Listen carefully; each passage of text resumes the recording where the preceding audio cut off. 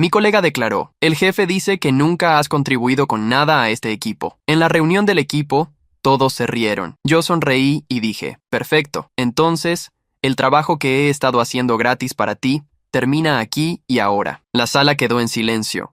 Mi colega se quedó paralizado y mi jefe palideció, porque ahora yo soy. Me senté allí con mi cuaderno abierto, puntos ordenados con precisión, los números que estábamos a punto de presentar, ya verificados 3 veces por mí la noche anterior. Mi garganta estaba seca, pero mantuve una expresión neutra. Si has pasado años siendo el callado, el que hace el trabajo mientras otros se llevan el centro del escenario, aprendes a mantener tu rostro impasible cuando alguien te convierte en una broma. Al otro lado de la mesa, nuestra gerente, Rebeca, no se rió, pero tampoco me defendió. Solo dejó de desplazarse por su portátil y levantó la vista, moviendo sus ojos de Daniel a mí, como si estuviera archivando algo para más tarde. ¿Podemos volver al pronóstico?, preguntó. Ya vamos retrasados. La pantalla mostraba la presentación de Daniel, mis datos, su formato, su voz, mi trabajo. Había sido así durante meses, quizás más, y yo lo había permitido porque suponía que todos conocían la verdad. El tipo callado maneja los números, el tipo ruidoso los vende. Así lo justificaba. Pero esa frase, el jefe dice que nunca aportas, me hirió más profundamente que cualquier mentira.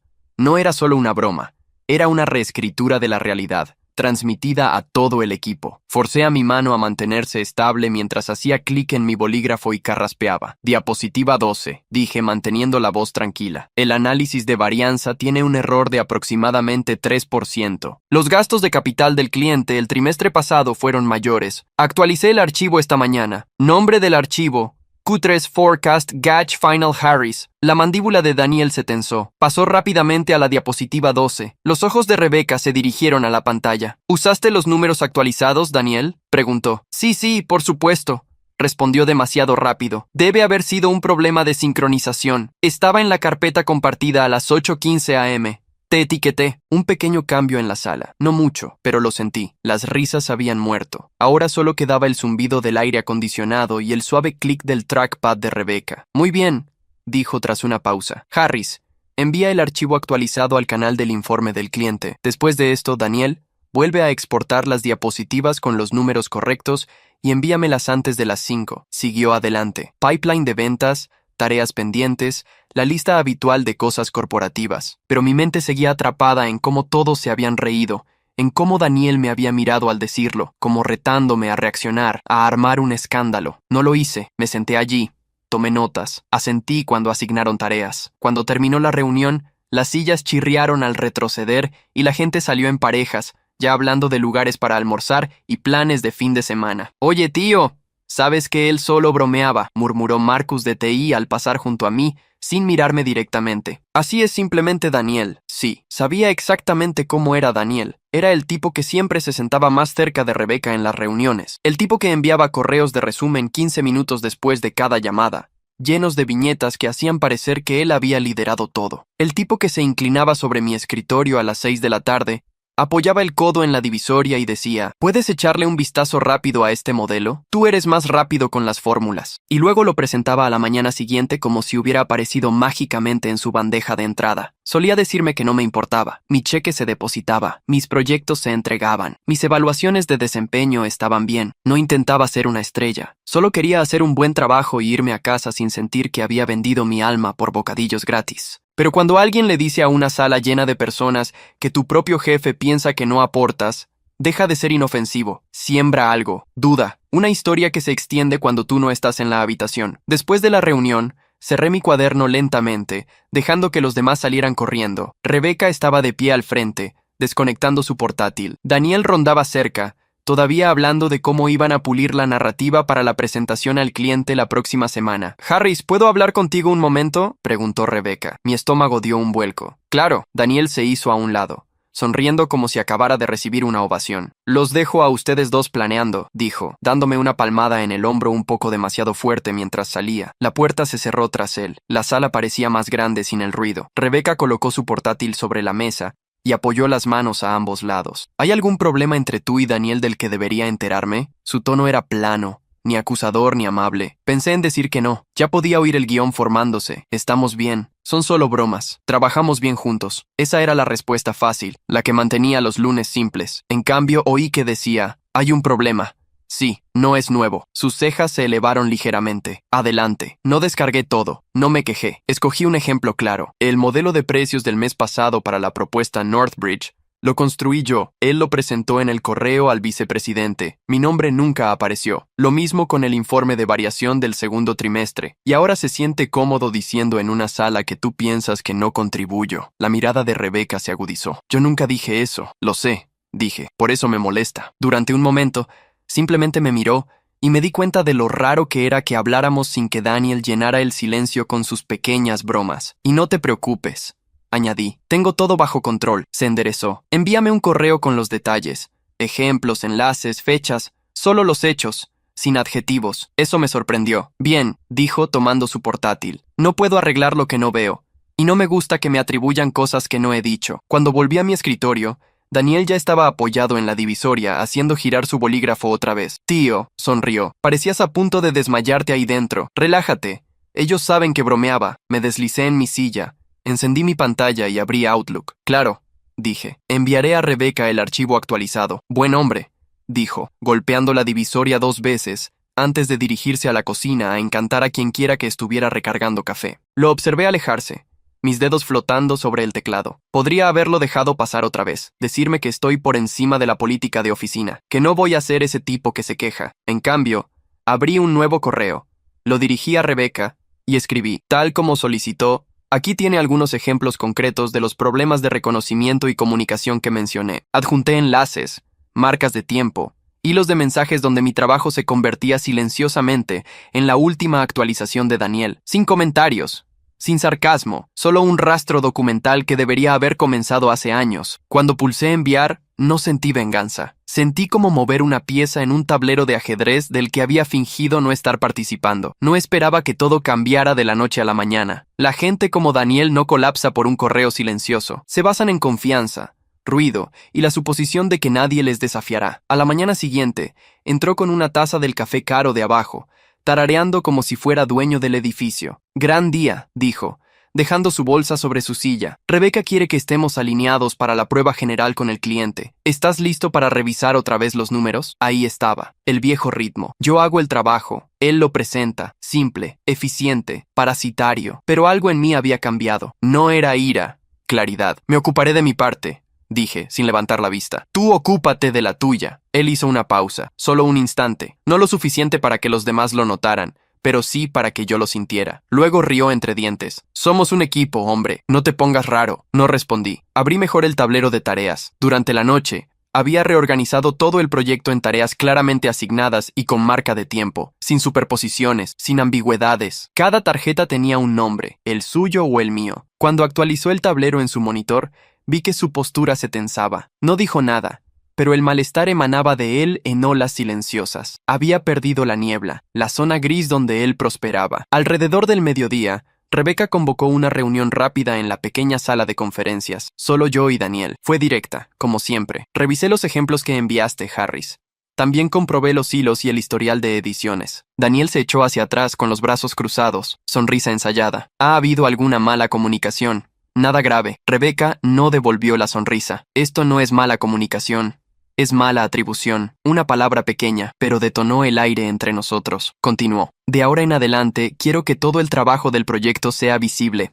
Solo documentos compartidos, propiedad clara en cada entrega. Si alguno de ustedes cambia algo, el historial de seguimiento debe permanecer intacto. Por un segundo, Daniel pareció que iba a protestar, pero no lo hizo, no con las pruebas en su bandeja de entrada. Por supuesto, dijo, aclarándose la garganta. La transparencia es genial, pero eso fue solo el comienzo. El resto del día transcurrió como si alguien hubiera cambiado la iluminación de la oficina. La gente me miraba diferente, no admirada, no compasiva, simplemente reconsiderándome, como si se dieran cuenta de que yo no era el personaje que Daniel había estado narrando todo el tiempo. Aún así, el desequilibrio no había desaparecido, ni siquiera cerca. A las 3, comenzó una cadena de correos sobre la preparación para los inversores, un momento de alto perfil para nuestra unidad. Daniel respondió en 60 segundos, posicionándose como coordinador, adjuntando un esquema preliminar, asignándose como presentador. Luego agregó una línea que hizo que se me tensara la mandíbula. Necesitaré que Harris finalice la sección técnica,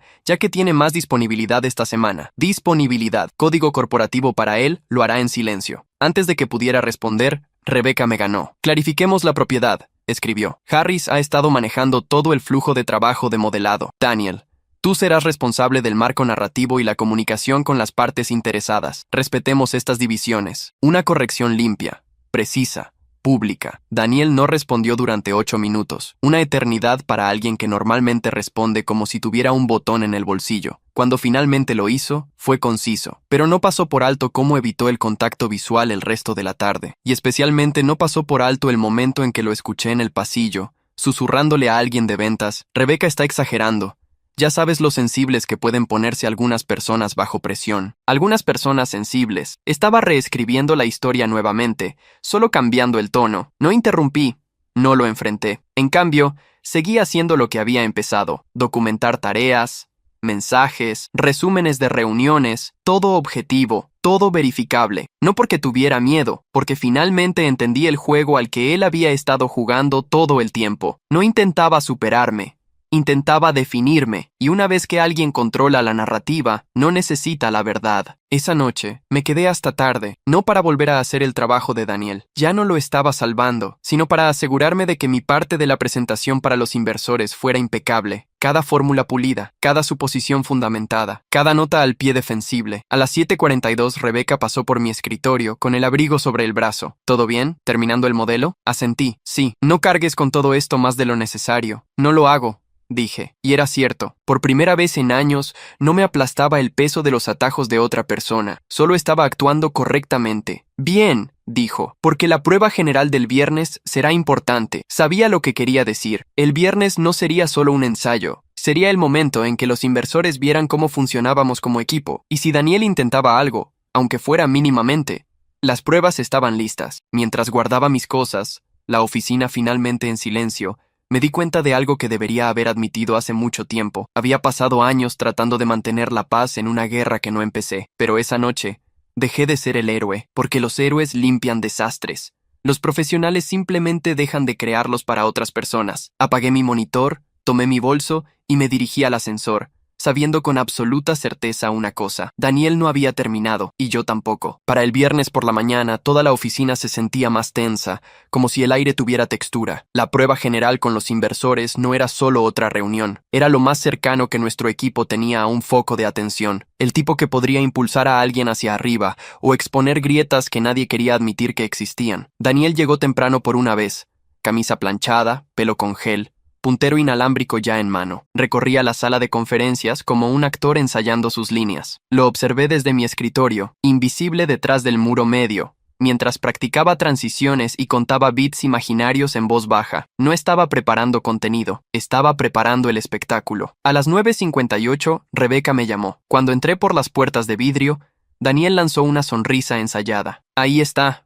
dijo en voz alta, nuestro chico de los números. Espero que hayas traído la magia hoy. No era un cumplido, era posicionamiento, una forma de decirle a la sala y a los inversores después que yo era el técnico de fondo, y él era la cara, el narrador, el líder. Rebeca cerró la puerta tras ella. Mantengámoslo enfocado. Los inversores se unen el lunes. Hoy probamos claridad, cronometraje, precisión. Nada llamativo. Esa última línea era para él, o no la oyó, o eligió ignorarla. Comenzamos con sus diapositivas: panorama del mercado, paisaje competitivo, rendimiento histórico. Bien, no brillante, pero limpio. Luego llegó la transición a la sección de modelado, donde nuestro trabajo se dividía claramente entre su narrativa y mis números. Hizo clic en la diapositiva de pronóstico y dijo: ahora, para ser honestos, aquí tuvimos algunos retrasos. Harris no pudo terminar todos los escenarios de sensibilidad todavía. Mi cabeza se levantó antes de poder detenerme. ¿Retrasos? ¿Escenarios incompletos? Todos los escenarios estaban completos. Triple verificación. Documentados con fuentes. Subidos a la carpeta compartida, la que él debía usar. Rebeca me miró. No mucho tiempo. No severamente. Solo lo suficiente. Harris, dijo. ¿Es eso preciso? La sala se quietó. No dramáticamente, pero de esa manera sutil de oficina donde incluso quienes fingían no importarles de pronto prestan atención. Debería haber estado nervioso, pero no lo estaba. No esta vez. No, dije con calma. Todos los escenarios se completaron el miércoles. Nombre del archivo: Investor Sensitivity Shot Before Final. Usted y Daniel fueron etiquetados. Marca de tiempo: 6:14 p.m. Un destello cruzó su rostro. Reconocimiento, no sorpresa. Ella ya lo sabía. Solo quería que se dijera en voz alta. Daniel soltó una breve risa. Sí, ese archivo está ahí. Pero pensé que acordamos que aún no estaba pulido. No acordamos eso, respondí con calma. Y el resultado es correcto. Puede desplazarse hacia abajo. Dudó. Luego hizo clic. La tabla llenó la pantalla. Limpia, formateada, etiquetada. Cada suposición con nota al pie. Cada enlace rastreable. Los inversores esperan precisión. Dijo Rebeca en voz baja. No podemos mal representar nuestra preparación. Algo cambió en la sala. Un sutil realineamiento. La gente ya no miraba la diapositiva. Miraban a él, pero él aún no había terminado de luchar. Pasó a la siguiente diapositiva. El gráfico de distribución de riesgos, construido por mí. Esta sección, dijo, aclarándose la garganta, todavía era un borrador. No la habíamos finalizado porque usted cambió las etiquetas después de que yo la completé. Dije, y sus cambios rompieron las referencias de fórmulas. Por eso el borrador parecía incorrecto. El color abandonó su rostro antes de que pudiera evitarlo. Esta vez, Rebeca no me miró a mí, miró a él. ¿Es eso cierto? Tragó saliva. Quizás ajusté las etiquetas. Sí, dijo ella. Pero si modificas el trabajo de alguien, eres responsable de la modificación. Eso es control básico de versiones. No respondió. El silencio se extendió.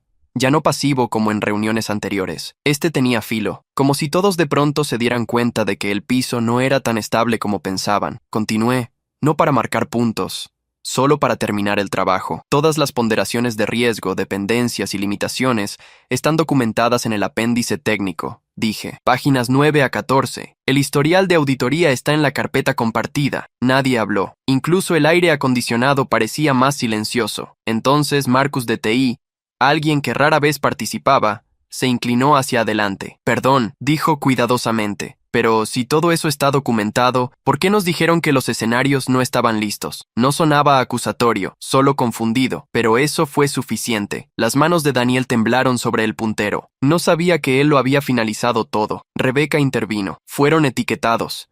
Usted reconoció la actualización, abrió la boca, la cerró. La sala exhaló, ligeramente, imperceptiblemente, pero lo sentí. Algo se había roto. Y no era yo. Seguimos diapositiva por diapositiva. Cada vez que Daniel intentaba desviar o embellecer, Rebeca pedía detalles, fechas, fuentes, archivos. Cada vez yo los proporcionaba. Calmado, preciso, neutral. Dejó de intentarlo en la diapositiva 23. En la 27 ya no estaba presentando. Estaba sobreviviendo. Cuando llegamos a la última diapositiva, Rebeca cerró su portátil. Tomemos 10 minutos. Luego volvamos a reunirnos. Todos se levantaron, estirándose, recogiendo cuadernos, pero nadie se fue inmediatamente. Permanecieron. Ese comportamiento instintivo de oficina cuando saben que acaba de ocurrir algo real. Daniel salió primero, tirando frustrado de su corbata. Rebeca se acercó a mí en voz baja. Buen trabajo, dijo. Se nota tu preparación, asentí. Gracias. Y Harris, añadió bajando la voz, no te vayas después del descanso. Necesito discutir la próxima fase contigo. Su tono no era ominoso, era decidido. Cuando la sala se vació, me senté de nuevo. Finalmente, el calor abandonó mis manos. La confrontación no fue explosiva, sin gritos, sin teatralidades, solo hechos, y el peso de ellos cayendo donde correspondía. Ellos pensaron que yo había desaparecido, no lo estaba. Y la presentación real del lunes aún estaba por venir, lo que significaba una cosa. Esto no era el final del caos, era solo el momento en que dejó de ser mío. La reunión con los inversores del lunes no explotó, se deshizo tranquilamente, limpiamente, de la manera en que suelen hacerlo las verdaderas consecuencias. Los inversores se unieron por video, medidos, perspicaces, del tipo que no parpadea a menos que lo quieran. Daniel intentó recuperar terreno al principio, entrando en la introducción con una confianza forzada, pero el daño del viernes aún flotaba en el aire. Rebeca lo observó como un cirujano evaluando una herida, decidiendo si coser o cortar. Cuando me tocó a mí, recorrí los números sin alardes, solo hechos, lógica, rastreabilidad, cada pregunta vinculada a una hoja de cálculo, una nota al pie, una suposición que podían verificar por sí mismos. Nada teatral, solo competencia. Entonces ocurrió. Uno de los inversores, Brennan, agudo, meticuloso, del tipo que lee todo 2 veces, preguntó: ¿Quién construyó los modelos de sensibilidad? Son inusualmente claros. Antes de que pudiera responder, Daniel abrió la boca. Rebeca me ganó. Harris manejó todo el modelado, dijo. Ha estado liderando la estrategia técnica de este proyecto. La redacción fue intencionada, no ayudando, no apoyando, liderando. Daniel se congeló, solo por un segundo, pero suficiente. Durante el resto de la llamada, todas las preguntas técnicas fueron dirigidas a mí. Daniel se desvaneció en segundo plano, no humillado, no atacado, solo irrelevante, el peor castigo que alguien como él puede recibir. Cuando terminó la reunión, Brennan asintió levemente. Buen trabajo. Aprecio la precisión. La llamada se desconectó. El silencio regresó. Rebecca cerró su portátil y miró primero a Daniel. Quédate aquí. 2 palabras. Planas, definitivas. Se volvió hacia mí. Harris, sala de conferencias 2 en 10 minutos. Quiero discutir el próximo proyecto contigo. No contigo y Daniel, no con el equipo, conmigo. Salí. No miré atrás, no necesitaba hacerlo. 10 minutos después, Rebecca entró sosteniendo un documento impreso. Lo reconocí inmediatamente. La plantilla de documentación de desempeño de RRHH, del tipo que los gerentes usan solo cuando algo ha cambiado más allá de la conversación y entra en proceso. Antes de empezar, dijo, sentándose frente a mí, quiero ser clara. Tu trabajo en las últimas 2 semanas ha cambiado la forma en que la dirección ve este departamento. Te recomendaré como analista principal en el próximo ciclo. Aún no era una promoción, pero era lo que importaba. Visibilidad, apoyada por resultados. Gracias, dije, y lo decía en serio. Asintió una vez. En cuanto a Daniel, habrá pasos formales. No puedo discutir detalles aún, pero la revisión comenzó hoy. No pedí más. No necesitaba hacerlo.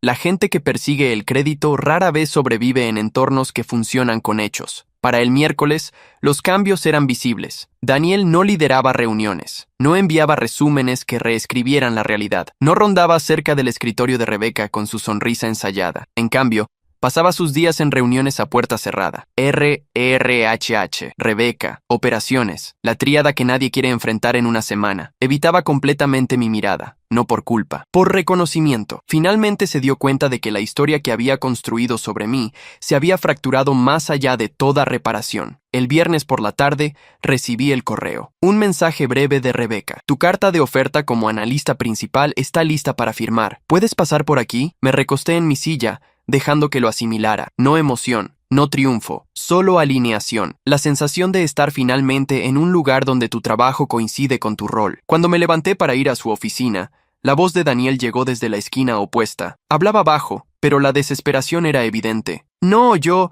puedo arreglar esto, decía por teléfono. Es solo un malentendido. Están exagerando. Sus palabras, antes tan altas, ahora apenas se oían. Seguí caminando. 2 semanas después, ya estaba en mi nuevo cargo cuando recibí un mensaje de un antiguo compañero. ¿Escuchaste? Daniel se fue. Siguió una captura de pantalla. Un memorando interno. Problemas de desempeño. Incumplimiento de los estándares de documentación. Malversación de entregables. Lenguaje corporativo para algo mucho más simple. Había estado confiando en las sombras. Nosotros encendimos las luces. Miré el memorando un momento. Luego cerré la pantalla, sin oleada de victoria. Sin satisfacción al ver caer a alguien. Solo calma, porque la verdad era, nunca quise venganza. Quería que mi trabajo dejara de desaparecer detrás del ego de otro. Quería dejar de ser la persona que mantenía todo funcionando mientras alguien más ruidoso se llevaba el crédito. Y eso ya había sucedido. Había salido del papel que él me había asignado, el trabajador silencioso en segundo plano. Había dejado de cargar con el peso de otra persona. Había dejado de absorber la narrativa de otro. Había dejado de permitirme ser fácil de borrar. Al final,